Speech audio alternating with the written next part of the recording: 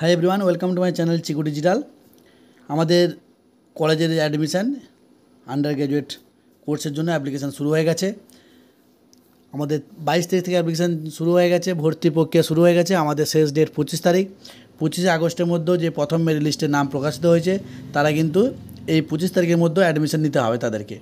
তো কীভাবে অ্যাডমিশান নেবো সেটা আমরা জেনে নেব। তো সেই জন্য প্রথমে আমরা সেন্ট্রালাইজড অ্যাডমিশান পোর্টাল wbcap.in যে ওয়েবসাইটটি আছে সেই ওয়েবসাইটে গিয়ে আমরা এখান থেকে লগ ইন করবো। আমরা ফর্ম ফিল আপের সময় যে ইমেল আইডি এবং পাসওয়ার্ড দিয়ে লগ ইন করেছিলাম সেই ইমেল আইডি এবং পাসওয়ার্ড দিয়ে প্রতিটি ক্যান্ডিডেটের নিজস্ব আইডি থেকে লগ ইন করে নিতে হবে। তো আমরা প্রত্যেকে সেন্ট্রালাইজড অ্যাডমিশন পোর্টাল থেকে গিয়ে নিজের ইউজার আইডি এবং পাসওয়ার্ড দিয়ে লগ ইন করে নেব। তো লগ ইন করে নেওয়ার পর আমাদের পরবর্তী এই পেজটা আমাদের চলে আসবে। সেক্ষেত্রে আমরা দেখতে পাচ্ছি এখানে অ্যাপ্লাই লেখা রয়েছে। আমার মেরিট লিস্ট প্রথমেই যে আমার কলেজটি চুজ করা আছে প্রেফারেন্স 1-এ সেই কলেজটি আমি পেয়ে গেছি। যদি না পেয়ে থাকি দ্বিতীয় কলেজের ক্ষেত্রে যদি পেয়ে থাকি 2 নম্বরে ভর্তি হয়ে থাকতে হবে এবং অটো আপডেট করে রাখতে হবে। 1 নম্বরে যদি পেয়ে যাই সেক্ষেত্রে অটো আপডেট করার দরকার নেই, আমি ডাইরেক্ট ভর্তি হতে পারবো। তো তারপর এখানে সিলেক্ট সিট আনরিজার্ভড, যেহেতু আমি আছি, যদি SC ST OBC হয় তো সেক্ষেত্রে SC ST OBC এখানে সিলেক্ট করতে হবে।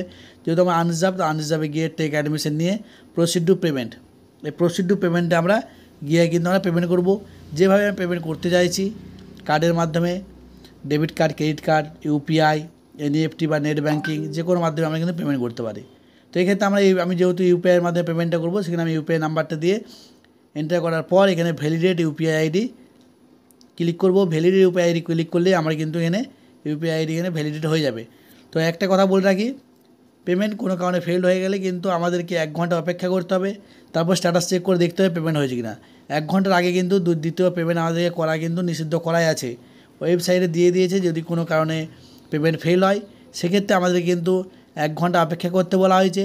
এবার 1 ঘন্টা পর আমাদেরকে স্ট্যাটাস চেক করে দেখে নিতে হবে যে আমাদের পেমেন্ট সাকসেস হয়েছে কিনা। দুবার যদি কোনো কারণে পেমেন্ট করে দেওয়া হয় সেক্ষেত্রে কিন্তু 2বার টাকা কেটে নেবে এবং ফেরত পাওয়া খুবই একটু কষ্টের সময় এবং সময় সাপেক্ষ দুটোই হয়ে যাবে। সেই জন্য সবাইকে অনুরোধ, অবশ্যই একটি পেমেন্ট করার পর দ্বিতীয় পেমেন্ট করার আগে 1 ঘন্টা অপেক্ষা করে রাখতে হবে এবং তারপর চেক করে নিতে হবে। তো আমি এখানে UPI আইডি দিয়ে পেমেন্ট করে নিয়েছি। এই দেখতে পাচ্ছি কংগ্রাচুলেশন, এখানে আমার UPI নাম্বার পড়ে গেছে, পেমেন্ট সাকসেসফুল হয়ে গেছে, পেমেন্ট আইডি পড়ে গেছে। তো এটা আমি একটা স্ক্রিনশট নিয়ে নিতে পারি। স্ক্রিনশট নিয়ে নেওয়ার পর প্রিন্ট আউট নিয়ে নেবো। এটার আমি একটা, যেহেতু আমি কম্পিউটার থেকে করছি, একটা প্রিন্ট আউট নিয়ে নেবো। মোবাইল থেকেও করা যাবে একইভাবে, মোবাইল থেকে করে নিলে আমরা একটা স্ক্রিনশট নিয়ে নেবো। তারপর আমরা পুনরায় আমাদের যে লগ ইন আইডি আছে সেই ড্যাশবোর্ডে গেলেই, আমাদের যে প্রোফাইল সেই ড্যাশবোর্ডে গেলেই আমরা কিন্তু এখানে প্রিন্ট ফর্ম বলে অপশান পেয়ে যাবো। সেই অপশান থেকে আমরা কিন্তু সহজেই প্রিন্ট করে নিতে পারবো। তো আমার যেহেতু এখানে পেমেন্ট সাকসেসফুল হয়ে গেছে, কোনো কারণে সার্ভার স্লো চলছে যেহেতু এখন, কোনো কারণবশত পেমেন্ট কিন্তু পেন্ডিংয়ে পড়ে যেতে পারে। তো পেমেন্ট পেন্ডিংয়ে পড়ে গেলে আমাদেরকে 1 ঘন্টা অপেক্ষা করতে হবে। 1 ঘন্টা অপেক্ষা ছাড়া কোনো উপায় নেই। দ্বিতীয় পেমেন্ট করে দিলে আমাদের কিন্তু সমস্যা হতে পারে এবং পেমেন্টের ফেরত পাওয়ার পক্ষে খুবই সময় সাপেক্ষ ব্যাপার হয়ে যাবে। তো সেই জন্য অবশ্যই আমাদেরকে একটি পেমেন্ট হওয়ার পর দ্বিতীয় পেমেন্টের যদি করতে হয় কোনো কারণে ফেলড হয়ে যায় তো আমাদেরকে 1 ঘন্টা অপেক্ষা করে দেখতে হবে যে স্ট্যাটাস আমার হয়েছে, ঠিক হয়েছে কিনা। স্ট্যাটাস দিয়ে আমার সাকসেসফুল হয়ে যায়, তারপর আমি দ্বিতীয় পেমেন্টটা করতে পারবো। তো গো টু ড্যাশবোর্ডে গিয়ে আমি পুনরায় দেখতে পাবো, আমার প্রোফাইলে গেলে আমি দেখতে পাবো যে ডাউনলোড পেমেন্ট রিসিপ্ট আছে। সেই পেমেন্ট রিসিপ্ট আমি ডাউনলোড করে নেবো এবং এই পেমেন্ট রিসিপ্ট এর সাথে আমার প্রথমবারে যে অ্যাপ্লিকেশন ফর্মটা ফিল আপ করেছিলাম সেই অ্যাপ্লিকেশন ফর্ম এবং অরিজিনাল আধার কার্ড, যে ডকুমেন্টগুলো দিয়েছি, HSের অ্যাডমিট সার্টিফিকেট, মার্কশিট, মাধ্যমিকের অ্যাডমিট মার্কশিট সার্টিফিকেট, এগুলো অরিজিনাল এবং 1 কপি করে জেরক্স নিয়ে কলেজের সঙ্গে যোগাযোগ করতে হবে। তাহলে কিন্তু আমাদের ভর্তি প্রক্রিয়া সম্পূর্ণ হবে।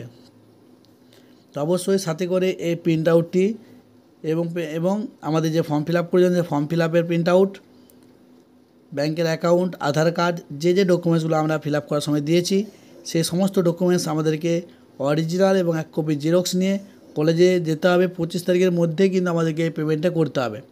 25 তারিখ পেরিয়ে গেলে কিন্তু সেকেন্ড মেরিট লিস্ট আমার প্রকাশিত হয়ে যাবে। সেক্ষেত্রে আমি যদি ভর্তি না হয়ে থাকি সেক্ষেত্রে সমস্যা দেখা দিতে পারে। সেই জন্য অবশ্যই এই 25শে আগস্টের মধ্যে, অর্থাৎ 22, 23, 24, 25 এই 4 দিনের মধ্যে আমাদের এই ভর্তি প্রক্রিয়া সম্পূর্ণ করতে হবে। যেহেতু এখন সার্ভার স্লো চলছে, প্রচুর ক্যান্ডিডেট একই সঙ্গে লগ ইন করছে, সেই কারণে আমাদের সার্ভার কিন্তু স্লো চলছে। অনেক সময় বারবার চেষ্টা করার পরেও খুলছে না, সেক্ষেত্রে আমাদেরকে একদম সকালের দিকে কিংবা রাতের দিকে আমাদেরকে ট্রাই করতে হবে। একদম সকালে কিংবা রাতের দিকে ট্রাই করলে কিন্তু আমাদের ওয়েবসাইটটি খুলে যাচ্ছে। তো সেদিকে তারপর আমাদেরকে এই যে আমরা এখানে অ্যাপ্লিকেশন কোড ফর্মটি দেখতে পাচ্ছি, সেই ফর্ম সমস্ত ডকুমেন্টস নিয়ে আমাদেরকে কলেজে গিয়ে অ্যাডমিশন হতে হবে এবং যার যে অ্যাডমিশন ফিস আছে সেই কোর্সের উপর নির্ভর করছে, সেই কোর্স উপর যে অ্যাডমিশন ফিস দেওয়া আছে এবং আমার যে টোটাল কোর্স ফিসটা কত, অর্থাৎ এই কোর্সের জন্য টোটাল ফিস কত পড়বে, সেই কোর্স ফিসটাও কিন্তু আমার এখানের মধ্যে লেখা আছে।